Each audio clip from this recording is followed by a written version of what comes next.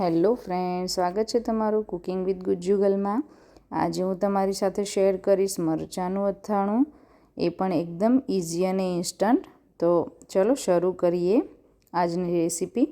અહીંયા મેં 250 ગ્રામ જેવા તાજા લીલા મરચાં લીધેલા છે। સૌથી પહેલાં એને વોશ કરી અને ક્લીન કરી લીધા છે અને એની આ રીતે પાછળથી દાંડી પણ તોડી લીધી છે અને પછી એને 4 ટુકડામાં ડિવાઈડ કર્યા છે। જો નાના મરચાં હોય તો તમે 2 ટુકડામાં પણ ડિવાઈડ કરી શકો છો। પછી આપણે એમાં 2 ચમચી જેવું મીઠું અને 1 ચમચી જેવી હળદર એડ કરી દીધી છે અને એને મેં 24 કલાક માટે રેસ્ટ આપી દીધો હતો। આ રીતે સરસ રીતે મિક્સ કરી અને 24 કલાક રેસ્ટ આપી દીધો હતો।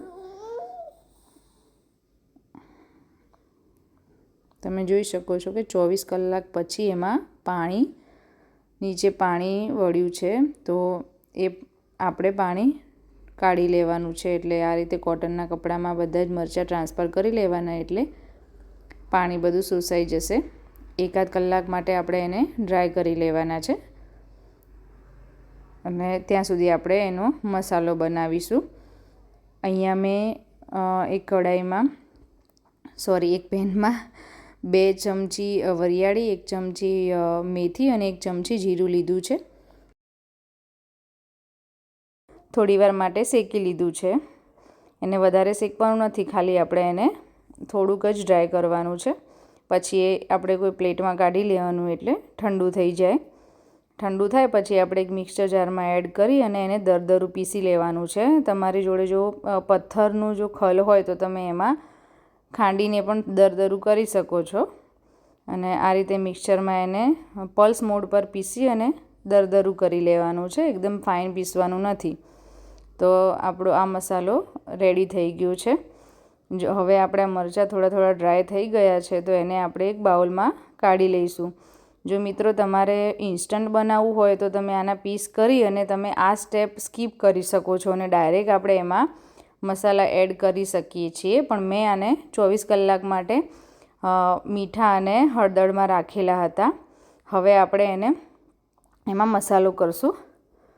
તો એમાં જે આપણે મસાલો પીસ્યો હતો એ આપણે એમાં એડ કરી દેવાનો છે। 3 ચમચી જેવો એ મસાલો થયો છે અને એની અંદર આપણે 1.5 ચમચી જેવા રાઈના કુરિયા એડ કરવાના છે। જો રાઈના કુરિયા તમે રેડીમેડ ના લાવો તો ઘરે પણ બનાવી શકો છો। હવે એમાં મેં 1/2 ચમચી જેવું લાલ કશ્મીરી મરચું એડ કર્યું છે, એ ખાલી કલર માટે। જો તમે આ સ્ટેપ લાલ મરચું તમે સ્કીપ કરવા માગતા હોય તો સ્કીપ પણ કરી શકો છો અને 1 ચમચી જેવા વ્હાઈટ તલ મેં એડ કર્યા છે। હવે આપણે એને સરસ રીતે મિક્સ કરી લઈશું અને એ બધો મસાલો મરચાં ઉપર સરસ કોટ થઈ જાય એટલે પછી આપણે એમાં 2 ટેબલ સ્પૂન જેવું વિનેગર એડ કર્યું છે મેં।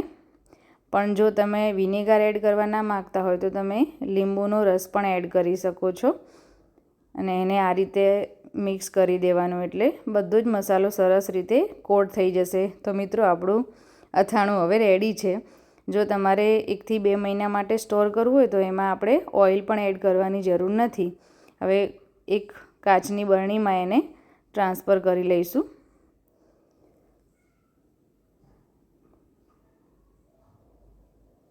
જો તમારે એમાં મેં સાઈડમાં થોડું 2 ચમચી જેવું તેલ ગરમ કરવા પણ રાખ્યું હતું, એને નવશેકું ગરમ કરી અને આમાં એડ કર્યું છે। પણ જો તમારે ના એડ કરવું હોય તો સ્કીપ પણ કરી શકો છો, કેમ કે આટલું અથાણું તો આપણે 1.5-2 મહિનામાં તો પૂરું થઈ જ જતું હોય છે। તો મિત્રો આપણું અથાણું બનીને રેડી થઈ ગયું છે। તમે જોઈ શકો છો કે કેવું સરસ કલર પણ આવ્યો છે અને ટેસ્ટી પણ બન્યું હતું। આને આપણે જ્યારે પણ કાઢીએ ને ત્યારે ક્લીન ચમચી જ એમાં એડ કરવાની છે। એમાં ચમચી પહેલેથી રાખવાની પણ નથી અને જ્યારે પણ યુઝ કરીએ ત્યારે નવી જ ક્લીન ચમચી અંદર નાખવાની, તો અથાણું જલ્દી બગડશે નહીં। તો મિત્રો તમને મારો વિડીયો પસંદ આવ્યો હોય તો મારી ચેનલને લાઇક અને શેર કરવાનું ભૂલતા નહીં અને સબસ્ક્રાઈબ જરૂરથી કરજો। આપણે મળીશું નવા વિડીયો સાથે। Bye bye, take care.